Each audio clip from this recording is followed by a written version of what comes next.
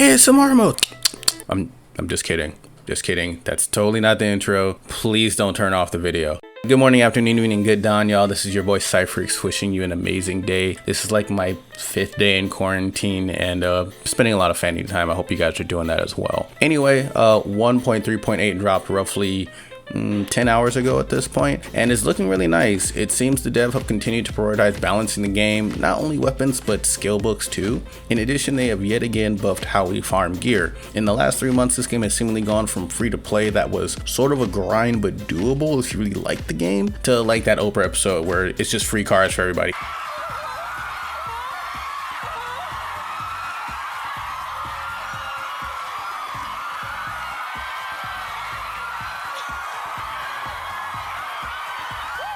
And I'm totally for it. Egregious amount of free stuff aside, let's dive into this patch and see what it's all about. Don't pause. Press play.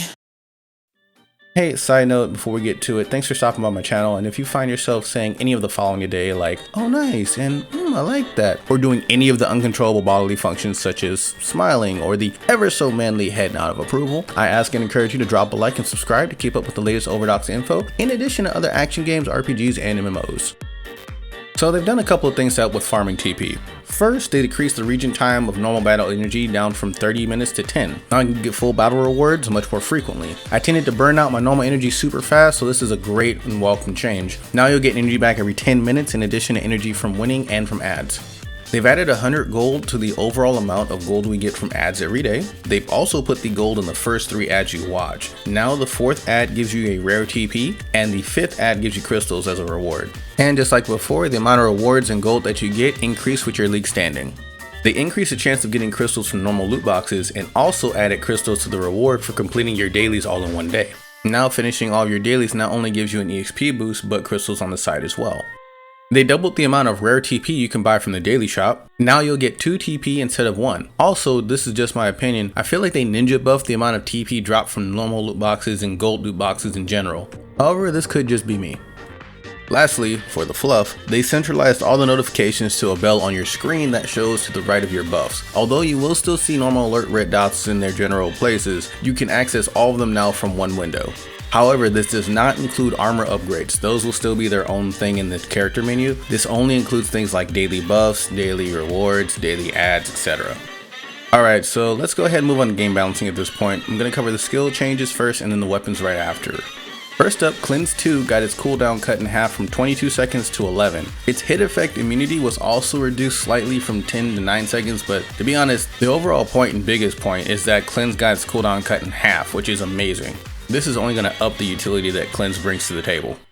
Next, Toxic Mist finally got the tweak it deserved. The caster no longer suffers from the slow or the damage. Also, the slow effect was doubled from 20% to 40%. It feels really good to be able to duel someone in your own AoE. It's super comfortable now.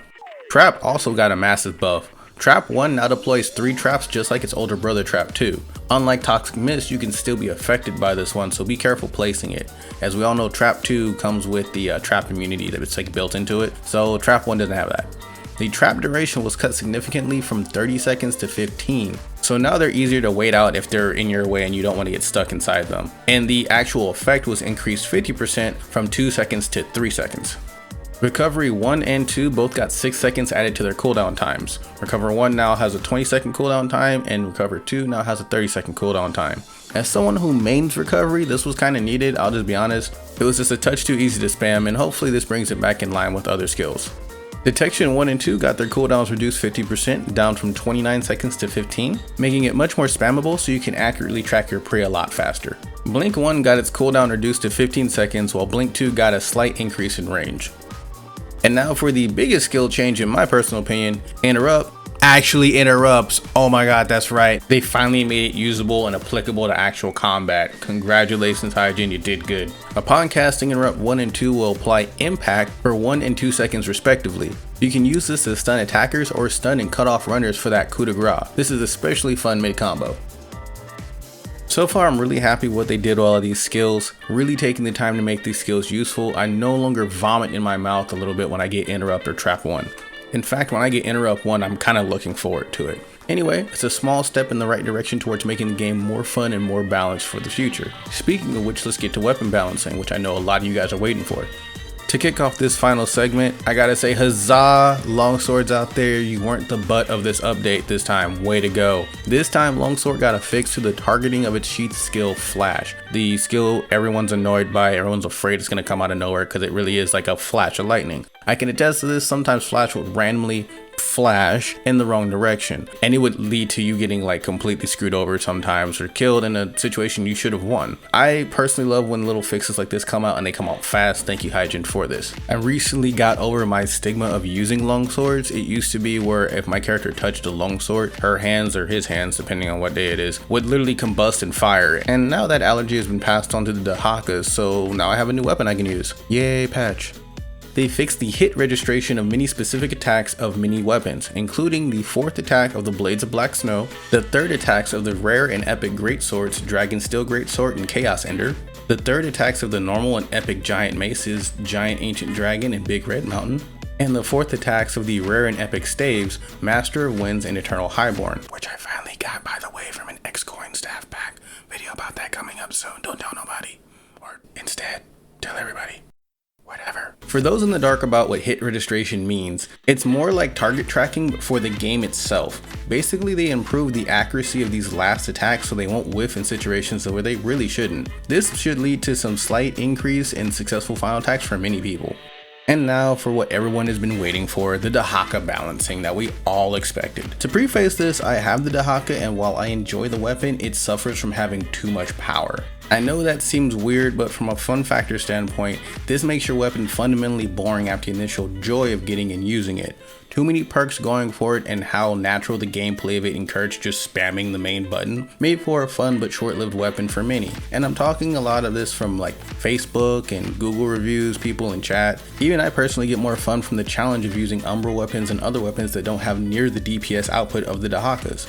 All this said, what have they done to our beautiful legendaries? 3 things. 1, they changed the fever effect. 2, they slowed down how fast fever builds up. And 3, they decreased the damage multipliers of the Dahaka's 2nd, 3rd, and 4th attacks by about 10 to 20% each.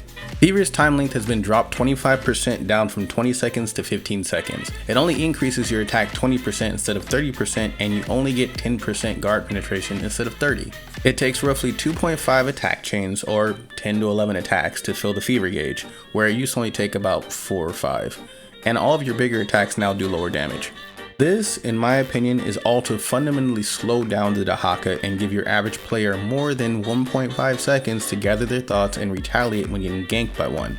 Even guarding on my heavier sets with more HP and defense, it feels like I can breathe a little longer and gather my thoughts, before I just get stomped out or something.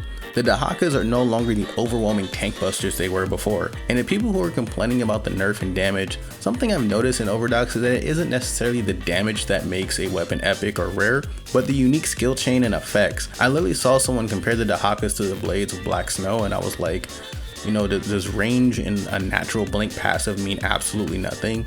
Electric status and damage penetration, is that just nothing now? Look at the savagery compared to any other mace and shield weapons. So many players get caught by the shield toss and the unique because they're not expected. If this was a regular RPG game, yes, I would expect the higher versions of a weapon to be higher in damage and stats, but they'd also all have the same attacks and unique abilities.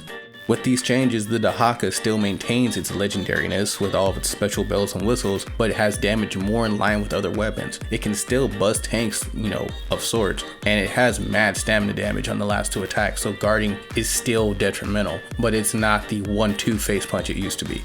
Speaking of guarding and stamina, wouldn't it be nice if they had a skill that refilled your stamina gauge? Well, blatant ideas to the devs aside, I totally dig what Hygiene did here. Interrupt and Toxic Mist are so much fun to use now, especially together. Oh my god, they make such a good power combo, it's ridiculous. Tell me your thoughts down below on what you guys think. I want to hear from everybody on this one, especially Dahaka users. Do you guys agree or disagree with what was needed on these nerfs? Honestly, I don't even see this as a crazy nerf. I was expecting way more, but this will do.